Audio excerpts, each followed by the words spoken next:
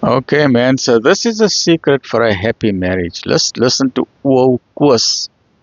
He's married for 50 years. And if you want to know the secret of how he has been happily married for 50 years, man, sir, luister nou lekker, né? Okwus is 50 jaar getroud. En die pastoor nooi hom toe om met 'n klomp manne te kom gesels oor 'n suksesvolle huwelik. Yes, like man, 50 jaar. Wat het jy gedoen om so lank getroud te wees? Vra die pastoor. Wel, ek het haar Italië toe geneem vir ons 25ste huweliksherdenking. Italy, yes, like. En dan die pastoor vra, en wat gaan jy doen vir hulle?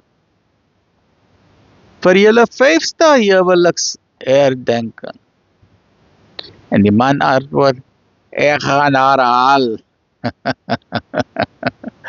Lekker bly mense. So the past 25 years, she's been in Italy and he's got one happy marriage. Lekker bly, alhamdulillah.